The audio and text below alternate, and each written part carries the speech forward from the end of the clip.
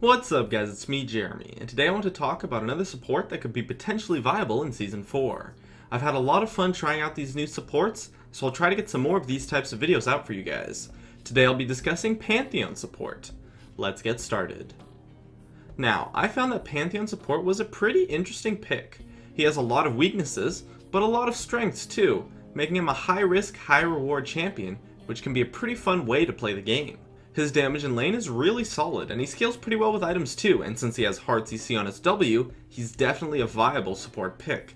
Heck, with his ultimate you can even get some solid ganks mid off if the opponent pushes up, and that's a very interesting dynamic that no other support champion can really give to a team. I would recommend Pantheon support as a competitive pick for those bruiser players who have experience playing Pantheon. You can definitely make a huge impact in games, and if you pick up a few kills in lane, you can be just as fed as a solo laner and be on your way to carrying.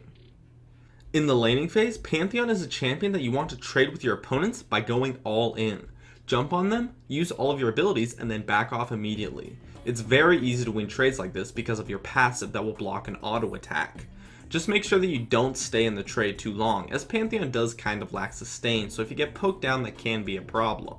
His all-in is pretty powerful though, and so you want to play to that strength. And I like this a lot about Pantheon, as this, as well as his kit, makes him a pretty simple champion. Either you go in, or you don't. Just make sure that you're decisive of course, and don't get caught stuck in the middle of the decision, taking free poke or end up starting a bad fight. Also, with offensive runes and masteries, Pantheon's damage in lane becomes absolutely absurd.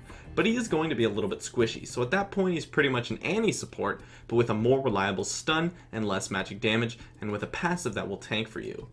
I liked Pantheon a lot with champions that have a good laning phase, such as Jinx or Lucian, as it's really easy for you to set up trades since Pantheon's ranges are pretty good.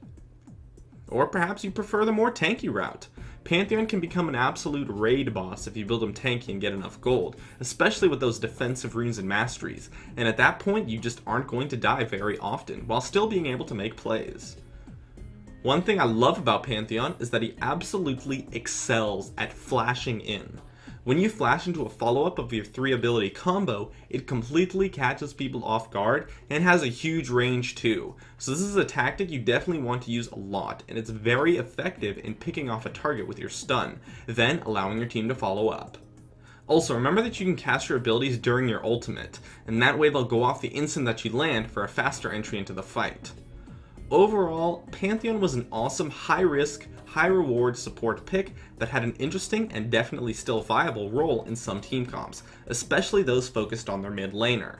His laning and team fighting is pretty solid, and I would love to see you guys try out Pantheon support and let me know what you think. My name is Jeremy, and that's it for my video on Pantheon support. If you enjoyed this video, feel free to check out some of my others on the screen right now. I'd love if you could support me with a like, and please subscribe for more awesome content in the future if you enjoyed this video. As always, thank you so much for watching, and I'll see you guys next time.